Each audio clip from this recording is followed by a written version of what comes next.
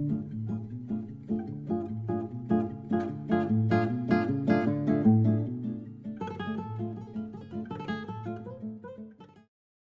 to another 5 Minutes with Sean, maybe 10. Today is exciting because this is a dealer sit-down edition. It's not a dealer, but it's actually the vendor part of our sit-downs here. I am joined by Vinnie Micciche from Strolid BDC. Vinnie, how are you today, man?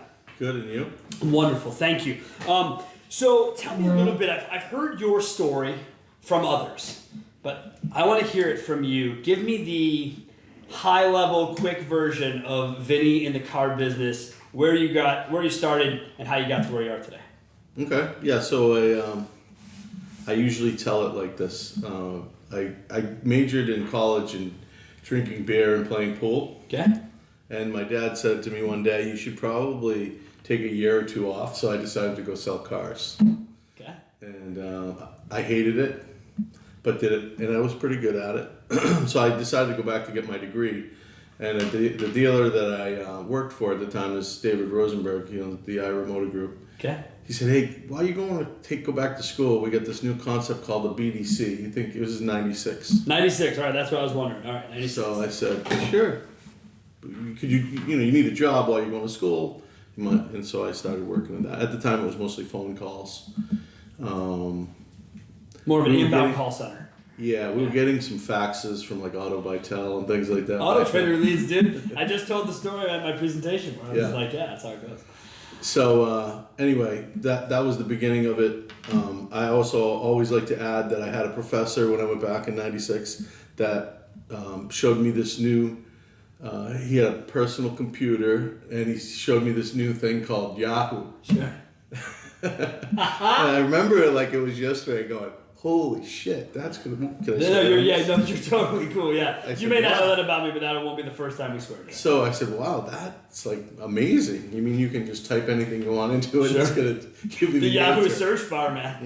Yeah. And growing up, I'm 49 now, so I grew up in the 80s.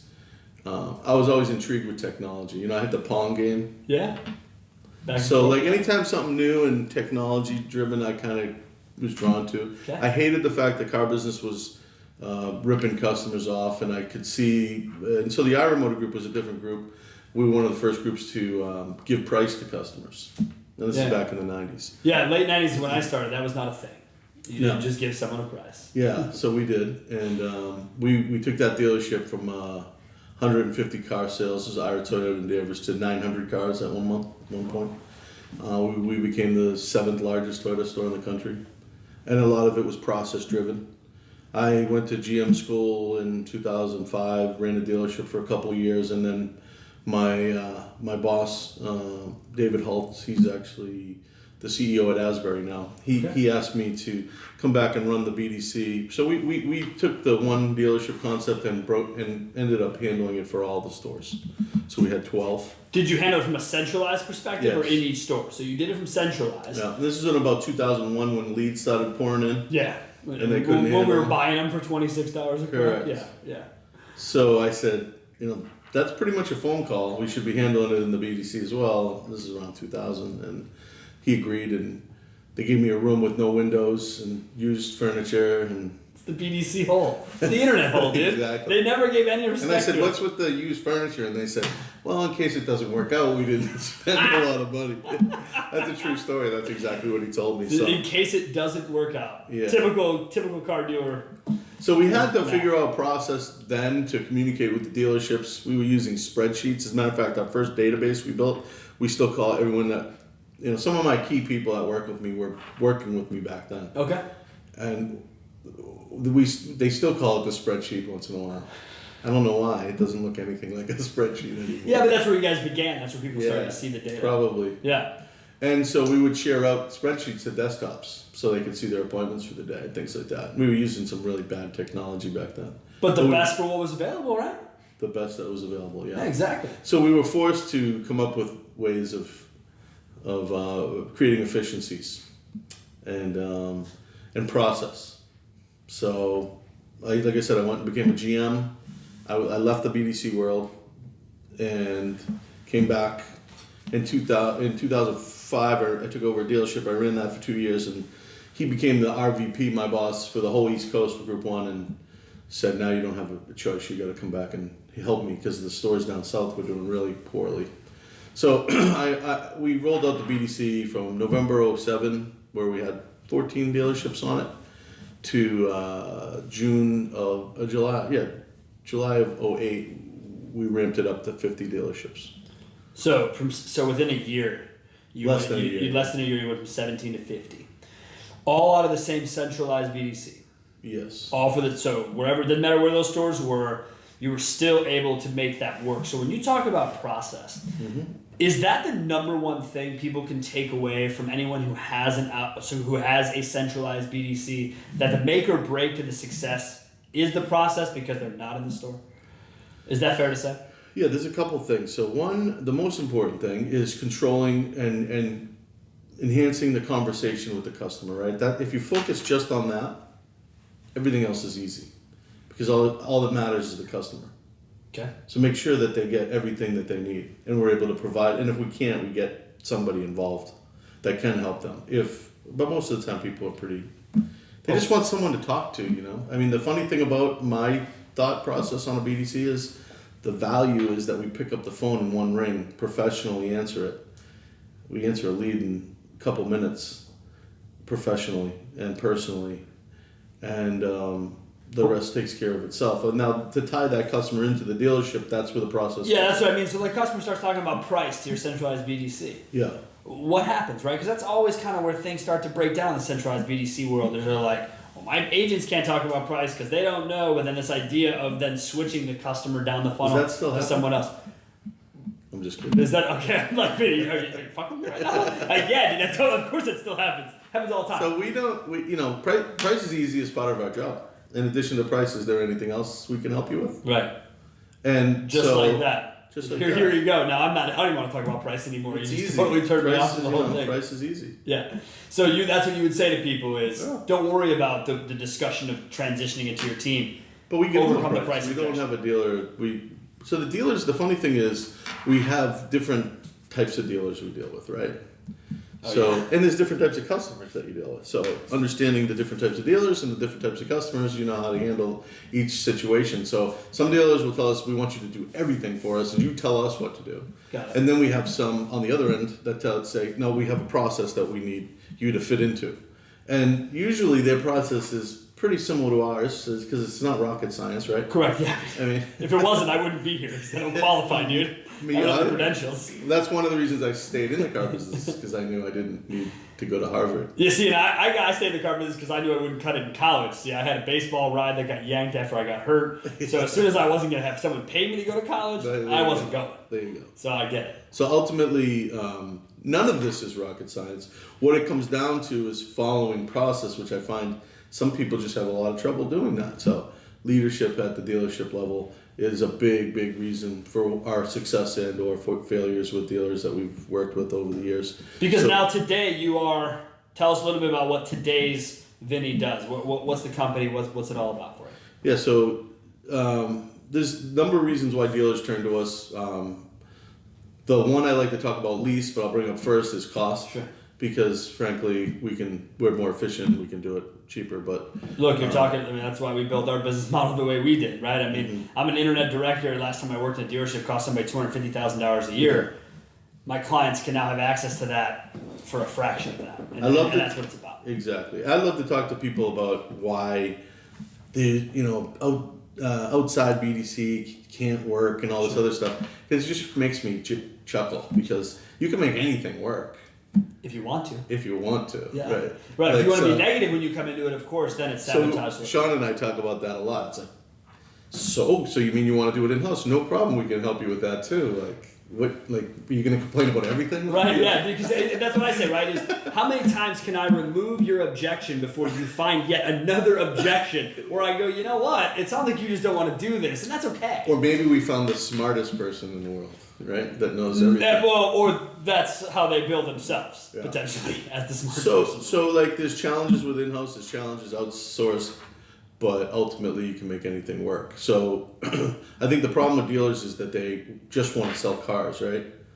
That's all you want to do. And now we throw in all this technology at them. All the vendors, all the data, all the training, all the new tech. Oh, digital retail is here to change your life.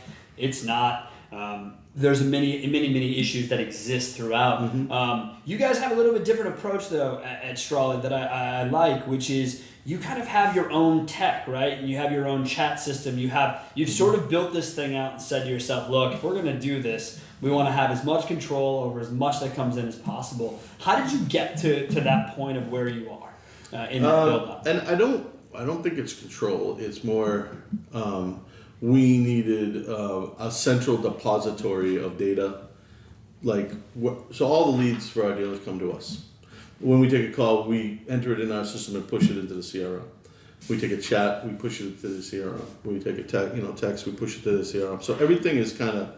So our appointments are, unfortunately, we're working on getting to another level of integration with some of these CRMs, but it can be difficult. But that's a different story. Day. Working with the APIs of others must not be an easy thing. No, I would understand that. Anyone who wants to try it, yeah. God bless them to try to get to where we are, because it wasn't that easy to get to where we are with our technology. But my feeling is like we want to. Your best lead is a walk-in customer. Why? Because you're talking to them face to face. Live. Your second best lead is a phone call. Okay. Same reason, you're talking to the customer. So we used to say the next best lead is your website leads. However, has text crept into there? Yeah. Chat and text in general? We're seeing 50% conversions to an appointment on text and chat, Facebook Messenger, other real-time communication channels. So you're working through Facebook Messenger also integrates into what you guys do. It's just a natural evolution, right? That people are using the cell phone for everything, so we want to be involved in that conversation. And we're seeing that, right? We're seeing form submission rates drop dramatically from websites, but call conversion rises. Yeah. And I think that's part of that. When you go back to what I said earlier, it's about controlling improving the conversation, not controlling, with the customer. So you give them any way to communicate, and you communicate back. I always use like these glasses here. I ordered them online, and they asked me to text them my prescription, so I did. And then the person texted me back and said, hey, this shows transition lenses. Did you want those? And I texted her, no, I don't like them. They make me dizzy or whatever. So when I read, I just have to do that so I can read because I don't really need glasses to read. Okay. And she's like, okay, great. We'll have them to you in 3 or 4 days. Like, I didn't have to pick up the telephone and call anybody. Talk to anybody. I didn't have to talk to anybody. Yeah.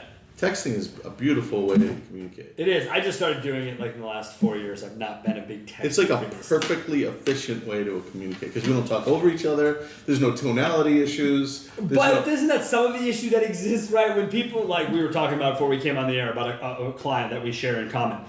There's times that client texts me and I'm just like, dude, is he screaming at me? Because I'm off base here, and so I'm the kind of guy who I pick the phone up and I'm like, dude, are you pissed? Yeah. He's like, no, I'm 2 vodkas in or whatever. So it's a great point, but I think a text can lead to a phone conversation if it has to. Agree. Right? Agree, but we can get away with it not. If this is too hard to explain through the text, do you mind if I call you?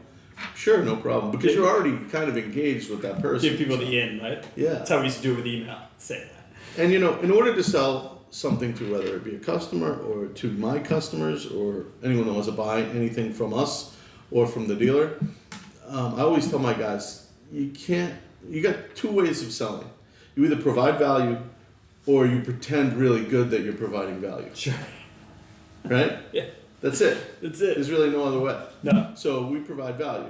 Correct. If you don't see it, we try to show you with the data that here's the value or whatever, or here's the reasons why it's not working and things like that. And we try to have like a real consultative approach with our dealers. So, but with customers, the same deal. Like no more, phony ads trying to get people's attention so they can just show up like cattle at the front door. Right, it doesn't work anymore. No. So like you need to kind of take it from advertising your product and price to having conversations with people. About it. Yeah. I think that's where it's going. So agreed. So when you work, that's why we're so excited about what we do because we see it's going to get more important as time goes on. Trust me, I'm hoping the same thing, man. Everyone's like, "Oh man, market compression, recession." Yeah, For me, I'm like, "Cool, bring it on because our product fits seamlessly into the idea of saving money, just as yours does. Let me ask you something. You have, how many agents right now are on the Strolid team, on the BDC side? About 100. 100. How is it, and because I want people to hear this because I've heard about your training. I've heard it's a big part of what you do. Yeah. How is it that you're able to keep training? Is everyone the same 100 in the same building? Yeah. Okay. How is it that how do you go about training, Vinny? Tell me, because I got dealerships with 5 BDC employees can't manage to wrap their heads around how to train appropriately. How do you get it done with 100? So when you say can't train appropriately, I would challenge you to tell me, do they have like a specific training that they use? Like, Is this a trick question? You know the answer to this. yeah, well, that's Okay. the problem. Right, yeah, well, They're right. They're not really training. They're just saying they're training, or they Yeah. have a manager who spent a summer in the BDC and now Yeah. he's the BDC guy, right? So we train people for 2 weeks, then we start them on outbound calls because it's easier. Okay. They can prepare themselves a little bit. And we have a lot of follow-up that needs to get done anyway on Long term. long-term leads. And How long do you things guys like follow up in your BDC? that. Email leads, new cars. Our workflow goes out to 120 days, but Are you finding it to be as necessary though? we as it used to don't be? we don't call 120 days out. Got it. When But- do you stop calling? I mean, understand that at 120 days. What I find is leads that are unresponsive for 120 days are probably not even a real person. Or they've For already the most bought part. at the most part. 120 days, somebody's got to say something. I'm starting to believe that the They're leads, just fake? Yeah, a lot of them. Just fake humans. Not like a Like- majority of them, but there's a But there are good robot submitted leads is what you're saying? Yes. Interesting.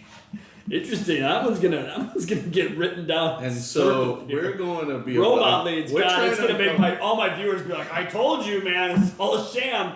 It's not what he's all a saying, sham. all right? It's He's not all not a saying they're all robots. No, so but just think stop. about it. How many dealers All right? shop? Look at my dad, who's in his early 70s, works for us. Okay. He was mad at me 3 years ago. Said, you own your own company now, and you know why haven't you hired me? And My dad says the same thing to me. I'm like, I don't need to drive. No, he's a car, my dad's a car guy. Oh, so, yeah, mine but he's not. like kind of retired. So I said, all right. So he shops dealers for us. Nice. Does the mystery shop side of things? Mhm. Solid. He uses his fake Italian accent. And, That's a true I know you story. have a recorded phone call. You gotta send me one. It's really true. You gotta He send me does. one. I know you have it. Anyway, so Yeah. he does that a lot, and we all do. So every dealer is getting shopped by somebody, whether it be the manufacturer or my dad Yeah, or there's a somebody. mystery. There's a mystery So there's a shop. whole bunch of that in there. First of all, Okay. All right. So you weren't even saying robots earlier. What you meant but is there are people just I believe absolutely wasting. There your time. are bots that scrape certain, and I won't even use the yet. We will eventually,